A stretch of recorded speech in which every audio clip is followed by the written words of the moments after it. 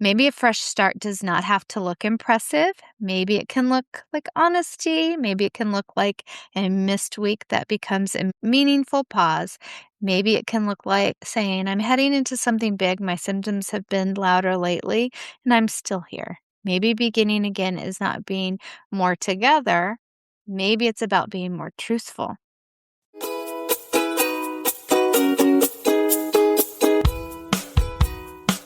Hey, beautiful soul, and welcome to Dear Body, I'm Listening, the podcast for women living with chronic illness, invisible symptoms, and the quiet grief of feeling dismissed in your own body. I'm Donna Piper, and here we tell the truth about healing, the messy parts, the hopeful parts, and the parts no one prepared us for. This is a space for real talk, nervous system safe support, and learning to trust your body again, one breath at a time. Hey, friend, running low? Me too. I'm Donna. This is Dear Body, I'm Listening. We're in it together. Hey, beautiful soul, welcome back. I'm Donna Piper, and today we're starting a new season of Dear Body, I'm Listening. Not from some shiny, perfect place, but from a real one. And today is a special one because this is episode 44 in the catalog, but it's also the beginning of what I'm calling season 2. And honestly, that feels right. Not because I have some shiny, polished reinvention to unveil, not because of life is suddenly neat and organized and wrapped in a sage color, but because it's actually kind of the opposite. The new season is starting from a very human place, a very real place, a place that feels a little messy, a little tender, and a little in between. We've just moved through the start of spring, the astrological new year, and this natural energetic point of reset. And last week, if I'm telling the truth, which I always do, I just couldn't get my SHIT together enough to make an episode. I had an interview cancel, and I just thought I was going to get myself together to record an episode, and I did not. So instead of pretending that last week I didn't publish an episode or it didn't happen, or trying to leap over it, being like, oh my gosh, I silly planned it, which I totally didn't, I decided to take that pause and see what it's saying. Maybe it was a break. Maybe it was a breath. Maybe it was just a line in the sand. Not really, but maybe. Who knows? So here we are, season 2. And I want to start the same way. I want to keep doing the whole show, honestly. So let's get into the real talk. Real talk, the part where we tell the truth and keep it tender.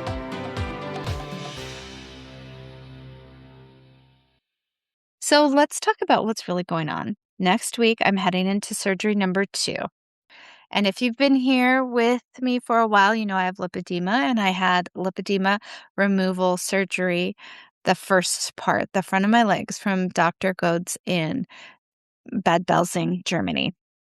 And now it's time for the backs. And if you've ever had a big medical event coming up, I think just going to the doctor is a big medical event because, years of gaslighting made me not the most trusting, even though I love Dr. Goetz, the place, the surgery went well. Still, I have some medical trauma still to deal with. So you probably know, though, this strange dance of you're getting ready for something. It's part preparation, part avoidance, part hyper focus, part total shutdown. If you have a chronic illness, I'm sure that is relatable to anyone. And I've been getting ready. I've pulled out my suitcase, I've had my clothes. And yes, I've also been procrastinating getting ready too. Because I've already done this once, it should be no big deal and faster. But I've really been dragging my feet. I'm 2 weeks out of when I'm going to be leaving on an airplane. And by the time this episode drops, it'll be 10 days. So I'm more of a prepare, not a last minute person. So there's something definitely in my energy that's keeping me on the DL. Because sometimes the nervous system hears you and says you need to prepare and says, absolutely not, babes. Let's stare into space and reorganize one drawer instead, which I've kind of been doing that. And that's really what this moment has felt like for me. There's a practical side of getting ready for surgery, the logistics, the packing, the timing, the body prep, the emotional prep. And then there's a deeper layer, that one that's underneath it all, the vulnerability, the uncertainty, the memory of what it means to go through something intense in the body again. And the same time, after what felt like a really good run for me, probably around January, February into March, I've had some of my ME symptoms come back over the past couple weeks. So when I say ME, I am referring to chronic fatigue syndrome. Those of you that know me and have listened know that I have trouble pronouncing words sometimes, especially when I'm in an ME/chronic fatigue syndrome flare. So that's what's going on for me. And it's been humbling, and knowing what I know now, I'm not bummed. For 10 weeks, I had less symptoms, more energy, less cognitive weirdness, less of that heavy, muddy, hard to access my own brain feeling. And when you've lived with that kind of symptom load, even a window of relief feels huge. Feels hopeful. It feels promising.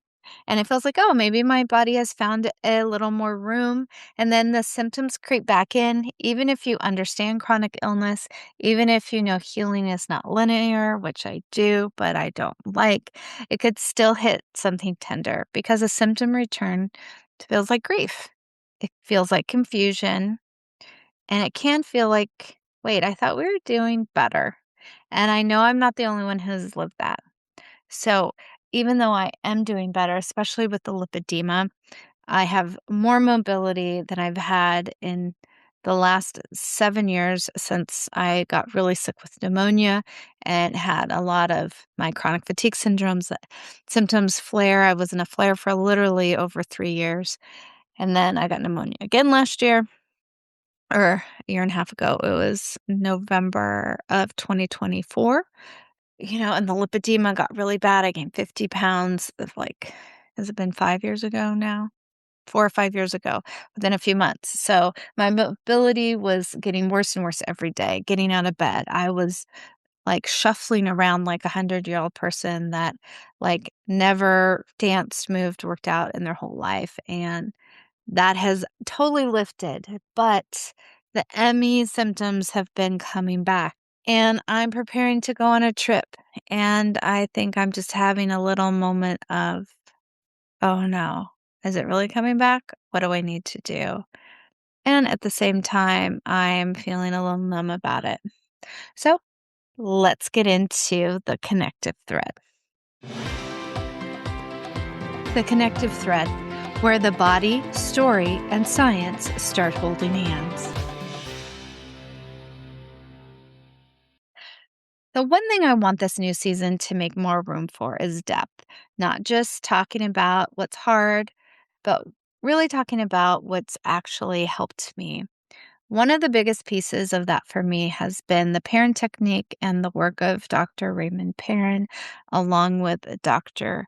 Goads and several other books and people and events and things that I have really delved into for the last 3 years, 2.5 years. I was diagnosed in 2023, and that's where all my research began. And this season, I'm going to go spend several episodes going deeper into that.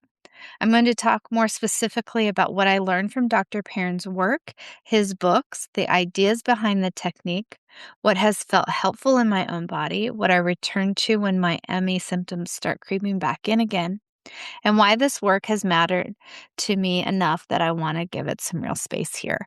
And the information is dense and thick, and I think other than trying to spit it out in one episode, it really needs a series.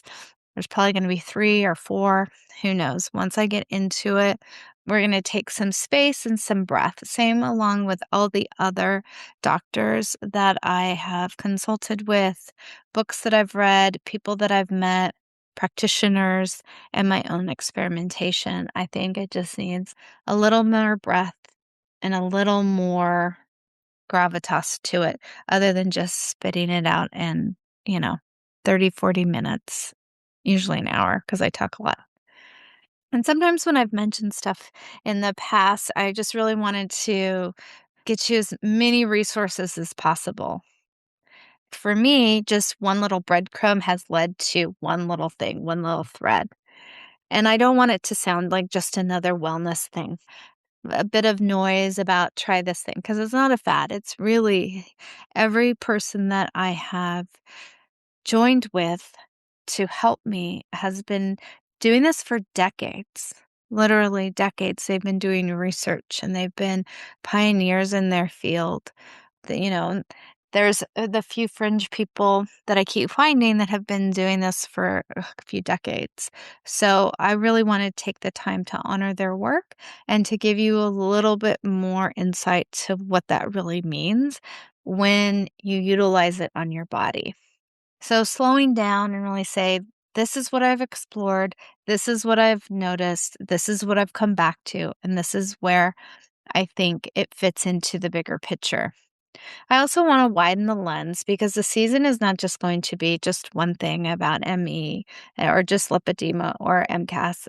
Those things all I deal with every day, and they're hard to kind of pluck out. However, I have found experts, like I said, in each one that's really kind of, I've had to bring those threads together. I also want to share more tools. I mentioned books and insights. I've also done workshops, lots of them, and I'm going to be doing more of them to see if I can get more information. Some of them have been about techniques. Some of them have been about food. I've had DEXA scans, thermal, you name it, a hyperbaric chamber, cryotherapy. And I want to talk more about what's really worked and why that's worked and how it's worked. So maybe you can hear my experience and how they've shaped the way I am healing now. And maybe that one little nugget can help you put the pieces together for your healing journey. Because there is no magic fix. Right now, there is no reversing anything. Like my surgery is helping with my lymphedema because it's not giving me pain and stopping my mobility, but I'm always going to have it. So I do need to manage it. So if there's anyone saying that you don't need to manage your symptoms forever, that's just not true. If you have hypermobility, if you can do things like you're not always going to be sick, there's going to be flares, but the more you know what causes the flares, how to work out your body, how to move your body. Same thing with MCAS and POTS and all of this food, movement, your mental health, how you've healed, allow yourself to grieve and heal emotionally, physically, mentally, spiritually, and the community, they're all integral and it's ongoing. So it's like you shift to another track. Like you're on this track going, I don't know, where does Amtrak go? From LA to Chicago. And so instead of taking that route, you got to take the southern route. Maybe I'm taking the Amtrak train to Dallas or I don't know, Florida, whatever's lower. Like I just have to shift tracks. Not that I'm not going forward, but it's just all different. And when you have these chronic illnesses, it's not a sentence. And I think that saying that you have a disease is empowering as long as you don't hide behind it. There's so many things in this world today about you want to identify as something, but you don't want to be labeled. Well, those are contradictory and mutually exclusive, but at the same time, they don't have to be. For advocation to get more research, we need to come to the fact that these things are diseases and they're overlooked and they're under-researched. And the people that have put a lot of time into trying to help manage these systems so you're not in such a flare so you can improve your quality of life is huge. So that is really what I want to talk a lot more about. Because these threads that I've followed, and some were like, I had no idea they would link together. Like when I saw a YouTube video with Leslie Keith about keto, and I had no idea about that. And I joined her group. And then from that, she recommended I go see Dr. Perrin when he happened to be in LA last January. And I met with him not knowing that I had chronic fatigue syndrome or anything about him. She just said I should meet with him, and I did. And I was diagnosed with chronic fatigue syndrome, and that was a big missing piece of the puzzle that really helped my health. So, if I can share anything and you pick up one little tiny thing that connects you to something else that is puts the pieces together for your health journey, that's what it is. Because where it's really like if you crochet or needlepoint or any sort of analogy you want to think, you really need to take those threads and kind of create your own thing. There's so much information out there, and there's no one right thing. There's no one way to eat. There's no one recommendation. There's collective things that generally do well, but you really have to, and this is where I struggled. I didn't want to be an experiment. I feel like this has been decades. I finally have some answers, but I have to create my own protocol. I was like, what the hell? So you really do have to create your own protocol. And the only way you get information out is to share information that has helped. That's what people that I found on YouTube and random places, they just happen to share a name. And so I happened to look that up. And then that's what kind of led me to answers. So that's my long winded way of saying that everything is connected and you just have to find the one thing that resonates with you and to look for it in your daily lives. It could be someone's random mention of this one technique or this one thing, and you try it out, and it actually is what you need. Or they could tell you something that you suspected about your body or your health or what you need, but no one else was on board. But this one person is very encouraging of it, and that kind of moves you along. Because when you're dealing with chronic illness, fragments matter a lot, right? Because sometimes those fragments can become your lifeline. Sometimes they become a framework. Sometimes they become the thing you return to when your body gets louder again. And for me, this season feels like the right time to open up more fully, not from a pedestal, not from someone that has figured everything out, because I'm far from figuring everything out, but someone who has lived this, studied this, searched hard, searched high and low, tried things, failed at things, most things, observed carefully, and wants to share what feels worthy of passing along. Mythbuster moment, because some of what we've been told is absolute nonsense. So here's a myth I want to lovingly drag out into the light today. Okay. Myth. If your symptoms come back, your progress didn't count. AKA you failed at something and you're never going to get better. Nope, not true. So if you have had that experience, I just want to say absolute nonsense. Not at all. A flare does not erase the good weeks. It does not say you got to throw everything that you've been doing away and start again. No. A symptom return does not cancel the healing that's happened. A rough patch does not mean your body was lying to you before, or you were just making it up, or oh my God, you're in this, sense of self denial, thinking that things are better. No, no, no. I have to remind myself this daily. Healing is not a straight line. Say it with me so the people in the back can hear. Healing is not a straight line. It is definitely not a morality contest.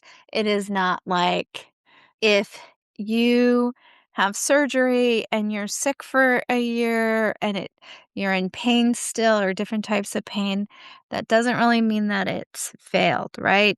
These surgeries take 2 years. Lipedema surgeries take 2 years to really see if they're successful or not.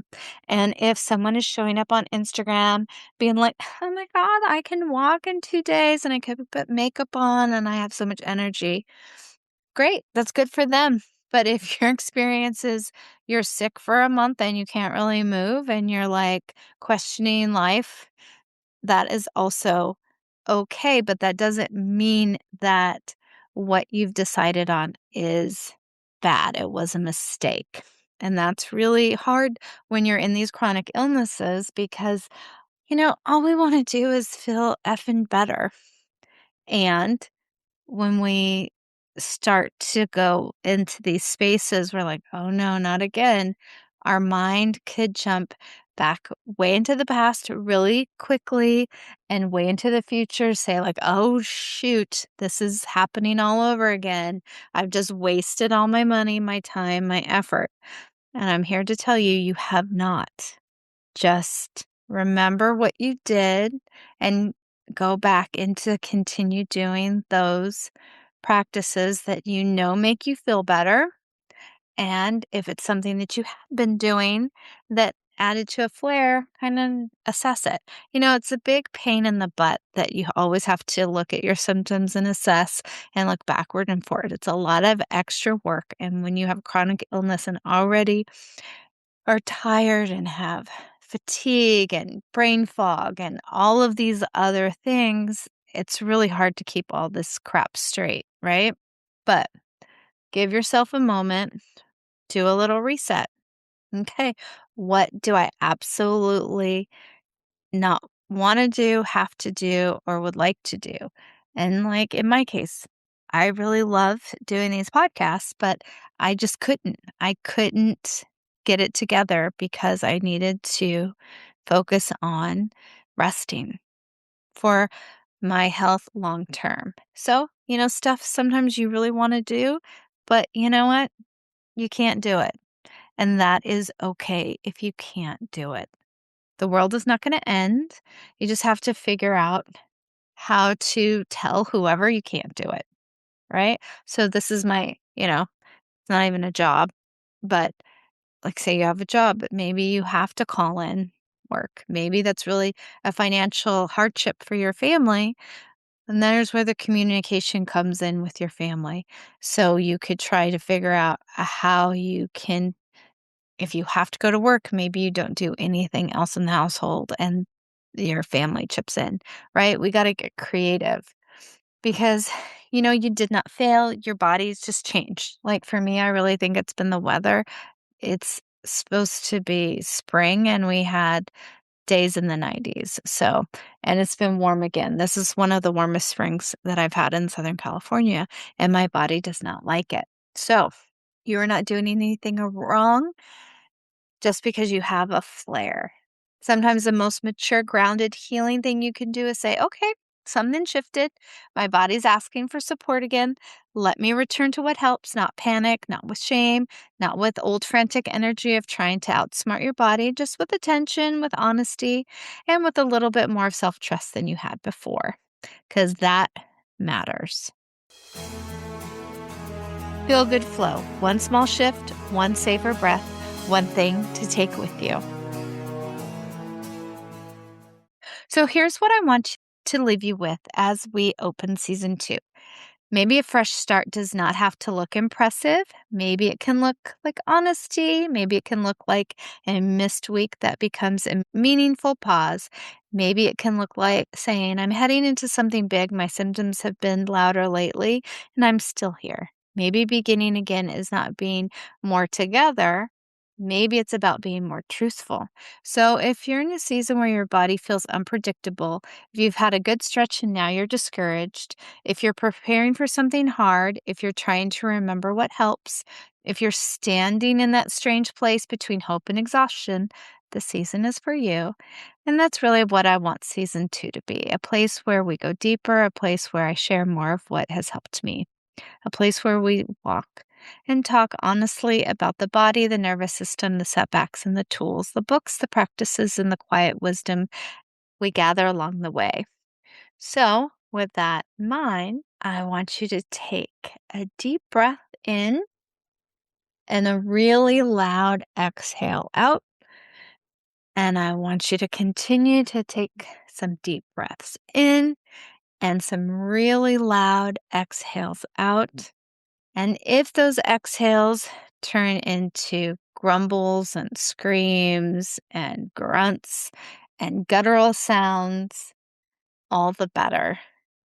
Find if you can get all of those sounds out, all of the ways to communicate how you're feeling without words, all of those, hey, I don't feel like processing my emotions, and just put it out through your breath. Keep inhaling and exhaling out louder and louder until you feel complete.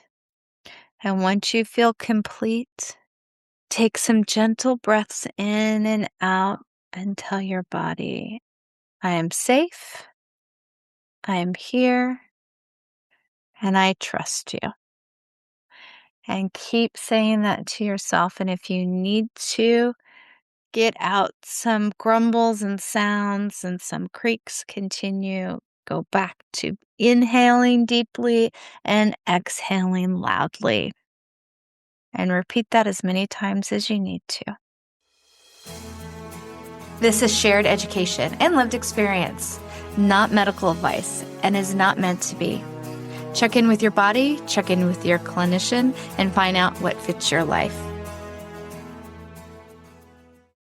So here's where I'm going to leave it for today.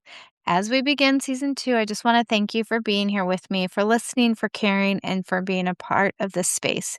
And if you're in your own messy, tender, in-between season right now, I hope this has reminded you that you're not failing. You're listening more closely, and that matters. There is nothing wrong with you. You've just been living in a body that hasn't been understood yet by people, but this tide is shifting, and there's more people that know some science that will help you out. There's more communities that have the same symptoms, so there's more understanding. And when we have more understanding with ourselves and we know more about what's going on with our bodies, we feel safer, we feel more relaxed, we feel more connected. And until next time, keep listening gently. Thanks for listening to Dear Body, I'm Listening. If this episode helped you feel a little more seen, a little more steady, or a little less alone in what your body has been carrying, share it with someone who might need that too. And remember, there's nothing wrong with you. You've just been living in a body that hasn't been understood. Until next time, keep listening gently.